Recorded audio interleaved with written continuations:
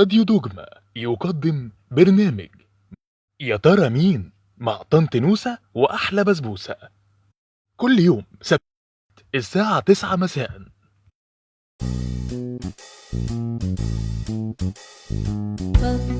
فكروا يا حلوين بطل قصتنا هيكون مين؟ فكروا يا حلوين بطل قصتنا هيكون مين؟ هتحكي لكم طنط نوسة ومعاها أحلى بسبوسة في انتظاركم يا رومين. حبايبي الحلوين، أهلا بيكم في برنامجكم يا ترى مين وحلقة جديدة. فاكرة يا بسبوسة اتكلمنا عن مين المرة اللي فاتت؟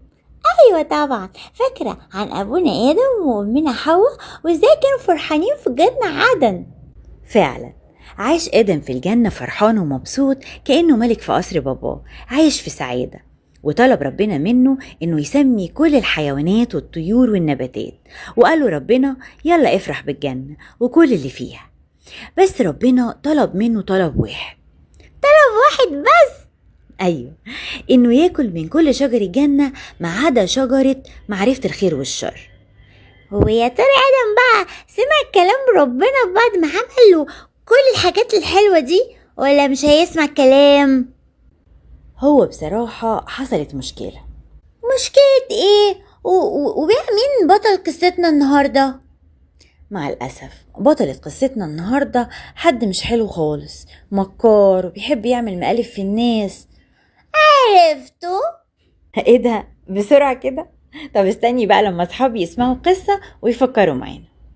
ماشي، عملت ايه بقى بطل قصتنا الوحشة دي؟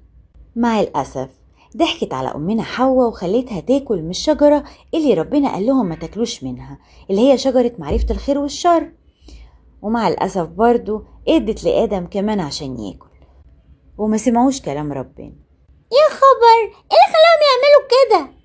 هي بطلة قصتنا الوحشة اللي قعدت تقول لأمنا حواء دي الشجرة دي جميلة ولو كلتوا منها هتبقوا زي ربنا، وفعلا أكلوا. لكن اللي حصل بعدها كان غريب. ايه اللي حصل بعدها يا طنط نوسة؟ بص آدم وحواء لقوا نفسهم عريانين وخايفين بعد ما كانوا مبسوطين وفرحانين. طب وربنا عمل ايه؟ ربنا ما سابهمش عريانين، عمل لهم قمصان من جلد ولبسوها. لكن ما كانش ينفع انهم يفضلوا قاعدين في الجنة لانهم كسروا وصية ربنا، ومع الأسف خرجوا من الجنة. يا خسارة. بس ربنا ما سابهمش، اداهم وعد ان نسل المرأة يسحق رأس الحي. يعني ايه؟ يعني ان بابا يسوع هيجي ويشيل الخطية بصليبه وقيامته ويرجعنا تاني للسما الحلوة اللي هي احلى كمان من الجنة، لان بابا يسوع نفسه هيكون فيها معانا. انا بحب بابا يسوع قوي، وهو كمان بيحبك قوي وبيحب كل اصحابي قوي. ها، عرفتي بقى مين بطلة قصتنا؟ اتفضلي قولي. عرفت طبعا، الحية اللي هي الشيطان، يعني اللي بيخلينا ما نسمعش كلام ربنا ونعمل حاجات وحشة. برافو عليكي. طيب تيجي بقى نحفظ آية النهاردة؟ يلا بينا. آية النهاردة بتقول وكانت الحية أحيا الجميع حيوانات البرية. تكوين 3:1.